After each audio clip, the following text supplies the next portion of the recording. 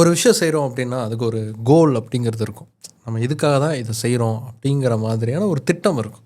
அதுவும் போர் அப்படின்னா அந்த திட்டங்கிறது ரொம்ப ஸ்ட்ராங்காக இருக்கும். இதுக்காக தான் இந்த போரை நம்ம தொடங்குகிறோம், இதுக்காக தான் இந்த போர் நடக்குது அப்படிங்கிற ஒரு தெளிவான முடிவுங்கிறது இருக்கும். ஆனால் இப்போ நடந்துக்கிட்டு இருக்கக்கூடிய போர் இருக்குது பார்த்திங்களா, இந்த போருக்கு ஒரு தெளிவான நோக்கம் அப்படிங்கிறது ரெண்டு தரப்புக்கிட்டயுமே இல்லை. குறிப்பாக அமெரிக்கா கிட்ட சுத்தமாக கிடையாது. இந்த வீடியோ பாருங்கள். And we have right from the beginning we projected 4 to 5 weeks, but we have capability to go far longer than that. Trump முதல்ல இந்த போருங்கிறது 2 வாரத்தில் முடிச்சிடும்னார். அப்புறம் 4 வாரம் ஆச்சு.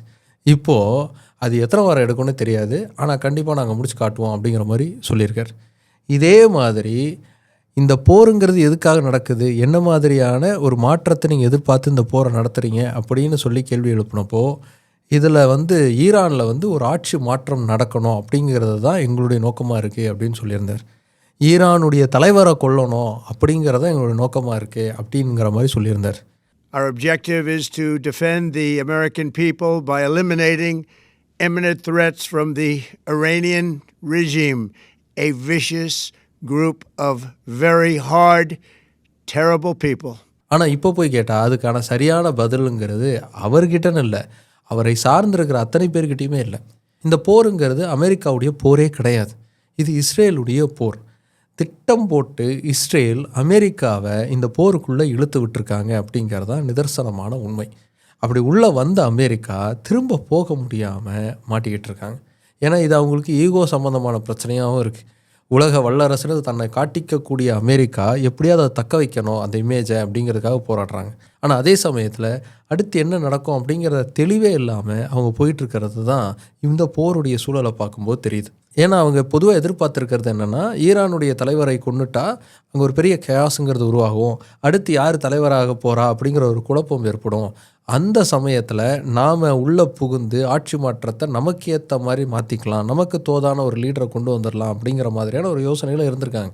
ஆனால் ஈரானுடைய சுப்ரீம் லீடர் காமெனி கொல்லப்பட்ட பிறகும் ஈரான் தொடர்ந்து போரை பயங்கர வேகமாக எடுத்துகிட்டு போயிட்டுருக்காங்க. ஏகப்பட்ட டிசாஸ்டர் அப்படிங்கிறத அமெரிக்காவுடைய சைடுக்கும் இஸ்ரேல் சைடுக்கும் ஈரான் தொடர்ந்து கொடுத்துருக்காங்க. அதனால் என்ன பண்ணுறது என்ன செய்கிறதுங்கிற குழப்பத்தோடு தான் இப்போ அமெரிக்கன் சைடு இருக்குது அப்படிங்கிறது தான் நம்மளால் பார்க்க முடியுது. இதை உறுதிப்படுத்தக்கூடிய விதமாக தான் அவங்களுடைய பேட்டிகள்லாம் இருக்குது. அமெரிக்காவுடைய முக்கியமான அமைச்சர் பதவிங்கிறது செக்ரட்டரி ஆஃப் ஸ்டேட். இப்போ இந்த பதவியை வகிப்பவர் மார்க்கோ ரூபியோ. இவர் நாள் என்ன சொல்கிறாரு அப்படின்னா, இஸ்ரேல் தான் ஈரானை முதல்ல தாக்கிறதா இருந்தாங்க, அப்படி தாக்கிட்டாங்கன்னா ஈரான் கண்டிப்பாக ரிட்டாலியேட் பண்ணணும், அமெரிக்கன் பேசஸ் மேலே தான் ரிட்டாலியேட் பண்ணணும், அது வரைக்கும் நம்ம சைலண்டாக இருந்தால் நமக்கு பிரச்சனை வந்துடும், அதனால் நம்ம தாக்கணும் அப்படின்னு சொல்லியிருந்தார். We knew that would precipitate an attack against American forces, and we knew that if we didn't preemptively go after them before they launched those attacks, we would suffer higher casualties and perhaps even higher those killed. ஆனால் மறுநாள் என்னமா சொல்கிறாரு, இல்லை America நேரடியாக இந்த போரில் இறங்கியிருக்கு, இஸ்ரேலுக்காகலாம் நம்ம இப்போ இந்த போரை தொடங்கலை அப்படிங்கிற மாதிரி அவர் பேசியிருப்பார். இது இவர் மட்டும் பேசலை, ட்ரம்ப்பே இதே மாதிரி தான் உல்ட்டாவாக பேசியிருப்பார். இது இஸ்ரேலுக்காக தான் இந்த போரை தொடங்குனீங்களா அப்படின்னு கேட்டதுக்கு இல்லை இது நாங்கள் தான் இந்த போரை தொடங்கணும் அப்படிங்கிற மாதிரி சொல்லியிருப்பார். Forced your hand to launch these strikes against Iran? Did Netanyahu pull the United States into this war? No, I might have forced their hand.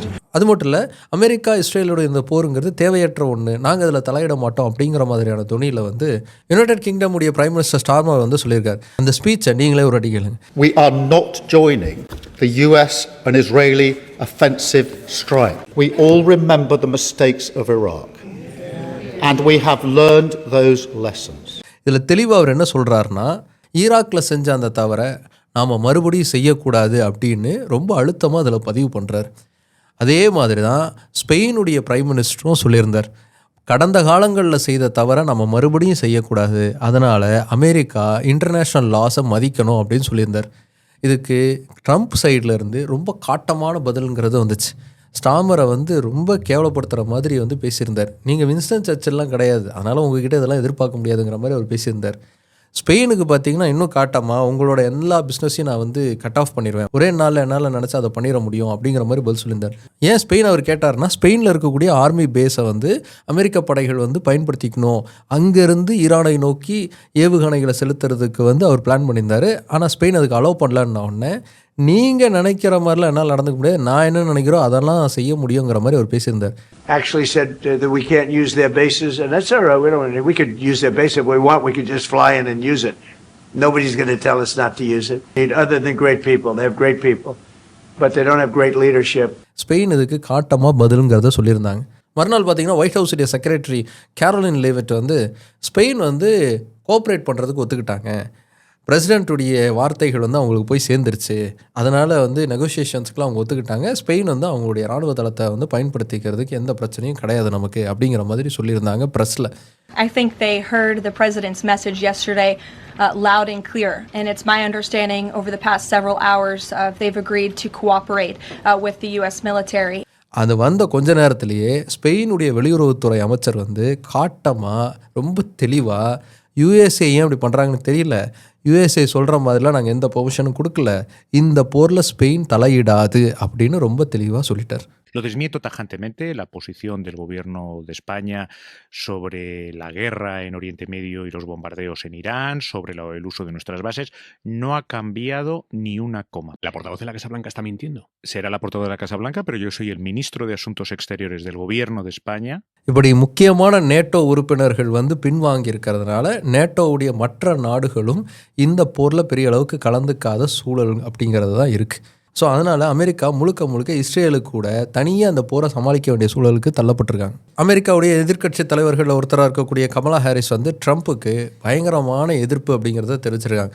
அவங்க மட்டும் இல்லை, நாடு முழுக்க பல பேர் வந்து கடுமையான எதிர்ப்பு அப்படிங்கிறத தெரிவிச்சிருக்காங்க. அமெரிக்காவை பொறுத்த வரைக்கும் அமெரிக்கா சட்டத்திட்டத்தின்படி அமெரிக்கா நேரடியாக ஒரு போரில் இறங்குது, அதுவாக வாண்டடாக இறங்குது, அதாவது டிஃபென்ஸுக்காக இல்லாமல் நேரடியாக போரில் இறங்குறாங்க அப்படின்னா பார்லிமெண்ட்டை கூட்டி பார்லிமெண்ட்டுடைய சம்மதத்தோடு தான் பிரசிடெண்ட் வந்து போரில் இறங்க முடியும். ஆனால் இந்த போரில் ட்ரம்ப் வந்து அப்படி காங்கிரஸை கூட்டவே இல்லை, காங்கிரஸுடைய அனுமதியும் அவர் பெறவே இல்லை, அதாவது பார்லிமெண்ட்டுடைய அனுமதி அவர் பெறவே இல்லை. நேரடியாக அவரே தன்னிச்சையாக முடிவெடுத்து இந்த போரில் வந்து களமிறங்கியிருக்கார். நிறைய முன்னாள் இராணுவ தளபதிகளே வந்து இதற்கு கடுமையான எதிர்ப்புங்கிறத தெரிவிச்சிருக்காங்க. இப்படி ஒரு கோல் இல்லாத போருங்கிறது இழுத்துக்கிட்டே போவோம், அது பாட்டுக்கு போய்கிட்டே இருக்கும், இதனால் அமெரிக்காவுக்கு மிகப்பெரிய லாஸ், அமெரிக்கன்ஸுடைய உயிர்களுக்கு பெரிய அளவுக்கு லாஸ் அப்படின்னு சொல்லியிருக்காங்க. இன்ஃபேக்ட் வந்து ஒரு செனட் மெம்பருடைய மீட்டிங்குங்கிறது நடந்துச்சு. அந்த மீட்டிங்கில் ஒரு மெரைன் ஆஃபீஸர் வந்து முன்னாள் மெரைன் ஆஃபீஸர் வந்து கடுமையாக அதுக்கு எதிர்ப்பு தெரிவித்த கோஷம் எழுப்பின வீடியோங்கிறது வைரலாச்சு. அதாவது இஸ்ரேலுக்காக அமெரிக்கர்கள் சாக தயாராக இல்லை அப்படிங்கிற கோஷத்தை அவர் எழுப்பியிருப்பார். அவரை வலுக்கட்டாயமாக எப்படியாவது வெளியில் எடுத்துகிட்டு போகணுன்னு ட்ரை பண்ணும்போது அவர் கையே உடஞ்சிருக்கும். இது எல்லாமே வந்து பயங்கரமான எதிர்ப்புங்கிறத ட்ரம்ப்புக்கு உருவாக்கியிருக்கு. இந்த போர் அப்படிங்கிறது முழுக்க முழுக்க இஸ்ரேலால் திட்டமிடப்பட்ட, இஸ்ரேலால் வரையறை செய்யப்பட்ட ஒரு போர் தான். ஓமன் நாட்டுடைய மீடியேஷனில் அமெரிக்காவுக்கு ஈரானுக்கும் நடுவில் பேச்சுவார்த்தைங்கிறது நடக்குது. 3 சிட்டிங்கில் அந்த பேச்சுவார்த்தைங்கிறது நடக்குது. அந்த டைம் கேப்பில் அமெரிக்கா தன்னுடைய படைகளை வந்து ஈரானை சுற்றி வந்து நிறுத்தி வச்சுருக்கு. இஸ்ரேலும் 12 நாள் போர் போன வருஷம் நடந்தது இல்லையா, அதில் இழந்த இழப்புகள் எல்லாம் சரி பண்ணி மறுபடியும் பலமாக மாறுறதுக்கான டைம் அதை எடுத்துக்குது. யோசிச்சு பாருங்கள், பேச்சுவார்த்தை நடந்துக்கிட்டு இருக்கு, ஒரு சமாதான பேச்சுவார்த்தைங்கிறது நடந்துக்கிட்டு இருக்கு. அதை நடத்திக்கிட்டே போருக்கு தயாராகிருக்காங்கன்னா எவ்வளோ மோசமான ஒரு துரோகம் அது. அதை தான் அமெரிக்கா இஸ்ரேல் 2 பேருமே பண்ணியிருக்காங்க. இந்த பேச்சுவார்த்தையில் ஈரான் வந்து நாங்கள் எப்போவுமே நியூக்ளியர் வெப்பன் செய்கிறதில்ல, இனிமேலும் செய்ய மாட்டோம், வேணா யுரேனியம் அளவை கூட 0 ஆக்கிக்கிறோம் அப்படின்னு சொல்லியிருக்காங்க. அவ்வளோ தூரம் ஈரான் வந்ததுக்கு பிறகு கூட இவ்வளோ பெரிய போருங்கிறத வந்து தொடங்கினது யாருன்னா இவங்க 2 பேர் தான். காமேனி ஈரானுடைய உச்சபட்ச தலைவருடைய மரணம்ங்கிறது ஈரானியர்களை கோபப்படுத்தியிருக்கு. அதனால் இன்றைக்கி போருங்கிறது ரொம்ப வேகம் எடுத்து போய்கிட்டே இருக்குது. ஸ்ட்ரைட் ஆஃப் ஹார்மோஸில் வந்து பார்த்திங்கன்னா கப்பல்கள் வந்து இனிமேல் போகாதுன்னு ஈரான் சொல்லியிருந்தாங்க, நம்ம லாஸ்ட் வீடியோவில் பேசியிருந்தோம். சைனாவுக்கு மட்டும் விதிவிலக்கு, சைனா கப்பல்கள் மட்டும் நாங்கள் வெளியில் விடுவோம் அப்படின்னு வந்து ஈரான் சொல்லியிருக்கிறதா செய்திகள் வருது. இன்னும் அதை நம்மளால் கன்ஃபார்ம் பண்ண முடியல. அமெரிக்கா சைடில் பார்த்திங்க அப்படின்னா அங்கே இருக்கக்கூடிய எண்ணெய் கப்பல்களுக்கு நாங்கள் பாதுகாப்பு கொடுத்து வெளியில் கொண்டு வருவோம், அதற்கான எல்லா மெஷர்ஸும் நாங்கள் எடுப்போம் அப்படின்னு அமெரிக்க அதிபர் சொல்லியிருக்காரு.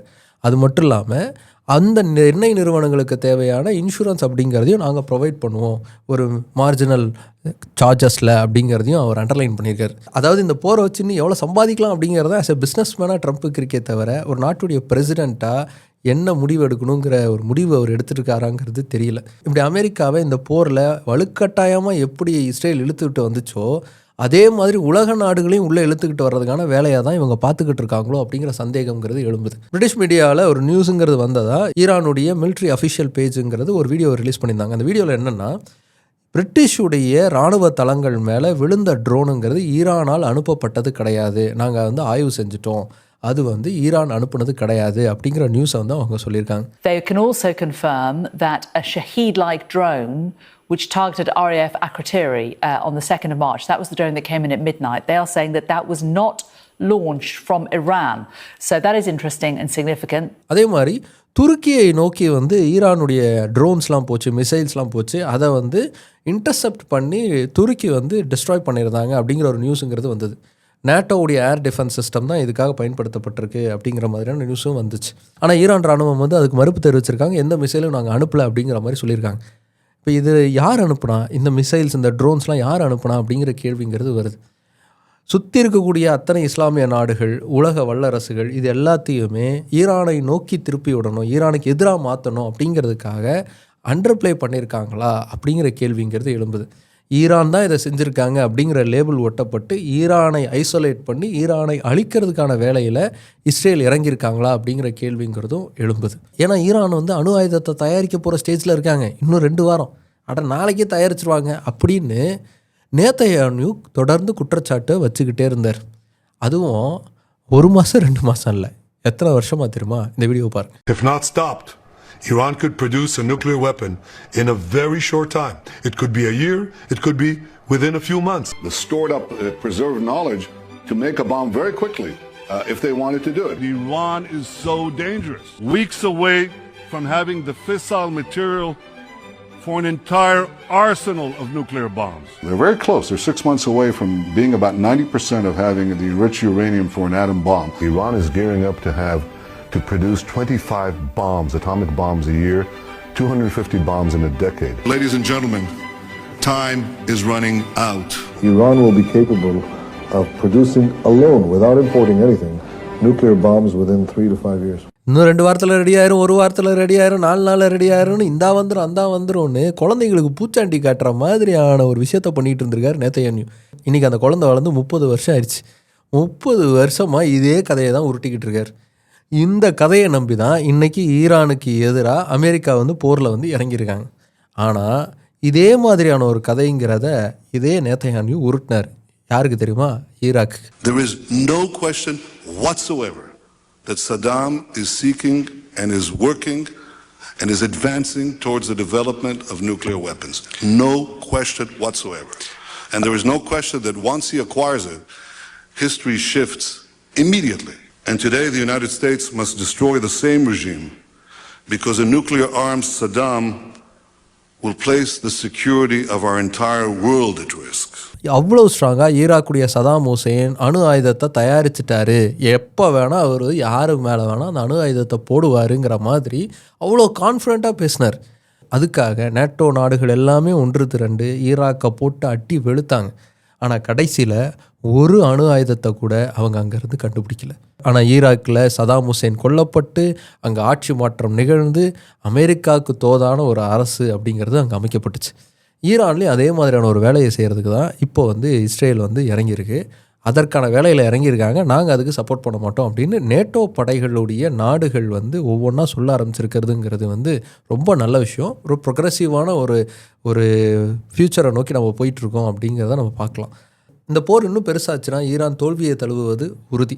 ஏன்னா அமெரிக்கா மாதிரியான பெரும் வல்லரசோட ஈரானால் தொடர்ந்து போட்டி போட முடியாது. ஆனால் அதே சமயத்தில் எவ்வளோ பெரும் இழப்புகளை ஈரான் ஏற்படுத்திட்டு தோற்கும் அப்படிங்கிறத சொல்ல முடியாது. அது பேரழிவை உருவாக்கக்கூடிய ஒன்றா இருக்கக்கூடாது.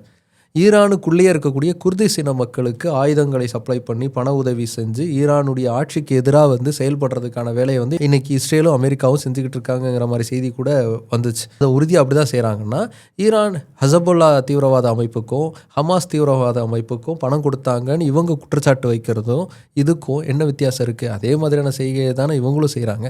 அப்போ ஈரானில் இவங்க செய்கிறது சரி, ஈரான் அவங்க நாட்டில் செஞ்சது தப்பு அப்படிங்கிற மாதிரியான கேள்விகள்லாம் வரும் இல்லையா?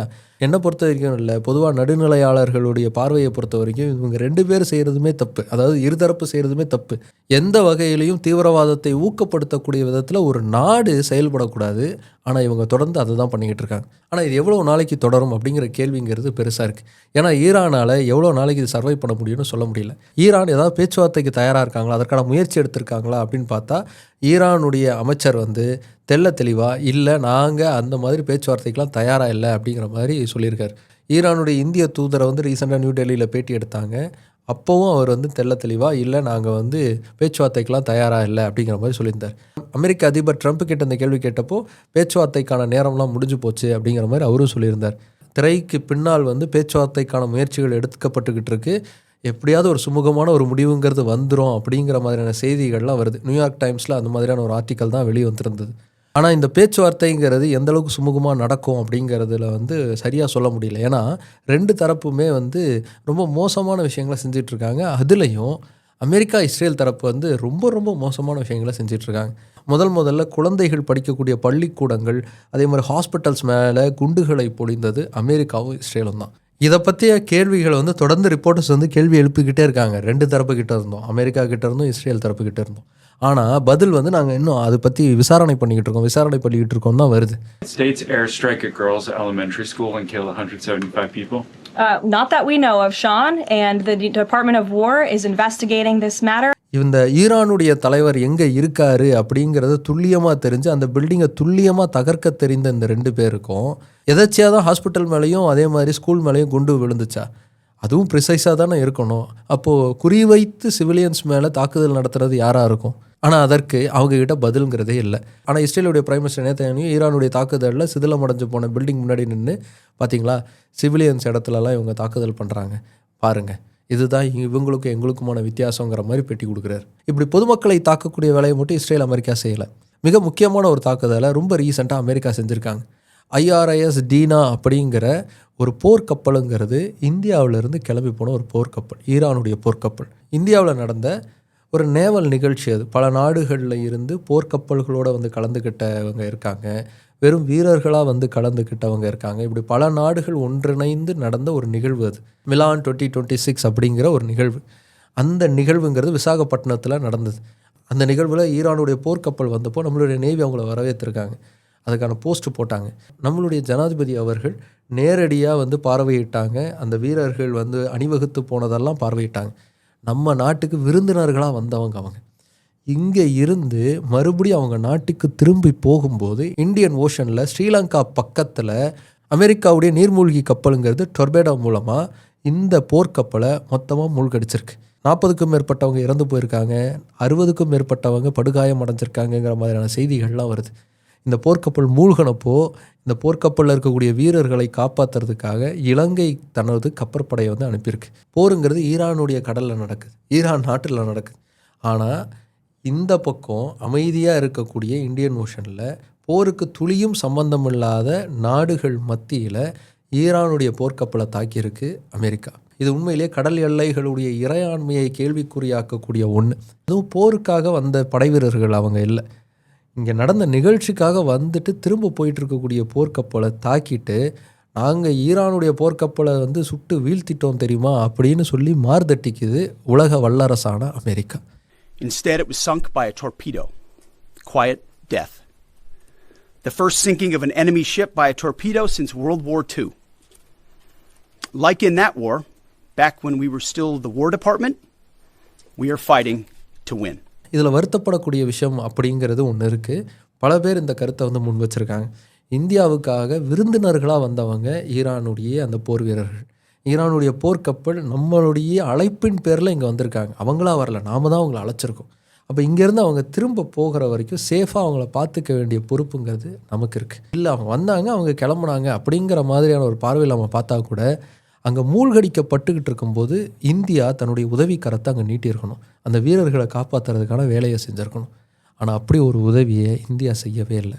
அதையும் தாண்டி இந்தியா மற்றும் இலங்கைக்கு உட்பட்ட கடல் பரப்பில் இப்படி ஒரு தாக்குதல் நடந்திருக்கு அப்படிங்கிறதுக்காக இந்த இடத்துல முக்கியமான ஒரு நாடாக இருக்கக்கூடிய இந்தியா இதற்கு கண்டனத்தை தெரிவிச்சிருக்கணும். அப்படி இல்லைனா குறைந்தபட்சம் வருத்தத்தையாவது தெரிவிச்சிருக்கணும்.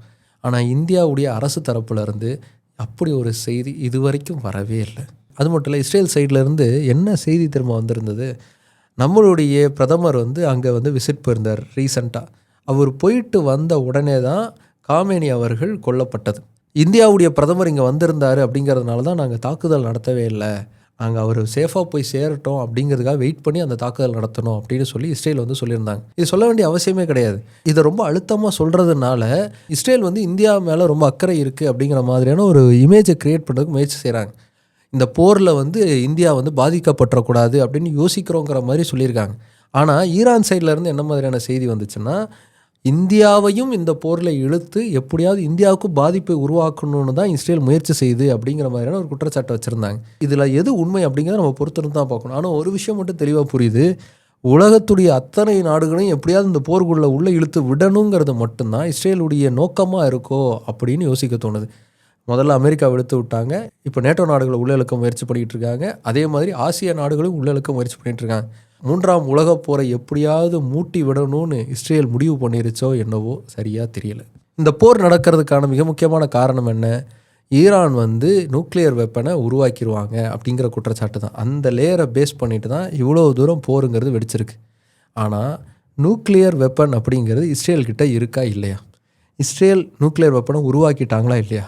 அதற்காக அவங்க செஞ்ச ஆப்ரேஷன் என்ன? இந்த கேள்வி வரும் இல்லையா? அதை நம்ம பார்க்கணும்ல. அதே மாதிரி நிறைய பேர் வந்து ஈரான் பக்கம் நம்ம நிற்கக்கூடாது, இஸ்ரேல் பக்கம் தான் நம்ம நிற்கணும், இஸ்ரேல் தான் நமக்கு நட்பு நாடு அப்படின்னு கமெண்ட்லாம் பண்ணுறாங்க. நிறைய பேருடைய போஸ்ட் கூட என்னால் பார்க்க முடிஞ்சுது. ஆனால் இந்த பொருளை நம்ம யாருக்கு பக்கத்தில் நிற்கணும்? ஈரானுக்கு பக்கத்தில் நிற்கணுமா, இஸ்ரேலுக்கு பக்கத்தில் நிற்கணுமா, இல்லை நடுநிலையாக நம்ம நிற்கணுமா? எது சரியான நிலைப்பாடாக நமக்கு இருக்கும்? அந்த நிலைப்பாடை எடுக்கிறதுக்கு இந்த 2 நாடுகளும் நம்ம கூட வச்சுருந்த உறவு என்ன, இந்தியர்களை இவங்க எப்படிலாம் மதித்தாங்க நினைக்கிறாங்க அப்படிங்கிற பார்வை என்ன, அதையும் நம்ம பார்க்கணும்ல. இந்த 2 விஷயத்தையும் அடுத்தடுத்த வீடியோவில் நம்ம பார்த்துடலாம். Okay, wait பண்ணிட்டுருங்க.